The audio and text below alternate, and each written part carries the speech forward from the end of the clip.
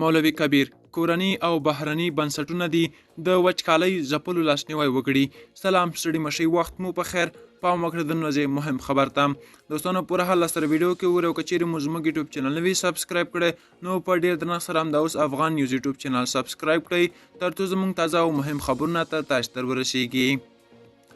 د طالبانو د ریاست الوزرا سیاسي مرستیال له کورنیو او بهرنیو بنسټونو او مرستندویو ادارو وغوښتل چې په افغانستان کې د وچکالۍ ځپلو لاسنیوی وکړي. ملي راډیو تلویزیون چې د طالبانو په کنټرول کې دی پرون په خپل ایکس شبکه پخواني ټویټر کې لیکلي چې مولوي عبدالکبیر دا خبره د لغمان ولایت له کوچیانو او قومي مشرانو سره په کتنه کې کړې ده. وړاندې لیکل شوي چې مولوي عبدالکبیر ویلي وچکالۍ په افغانستان کې د میلیونونو وګړو ژوند له ستونزو سره مخامخ کړی دی.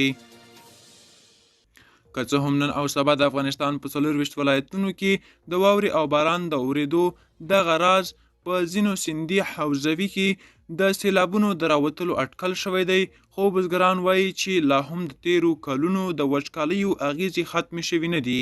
دوستانو دا د نورې چمتو کلی خبر تر بیا ښې چارې ښه وخت.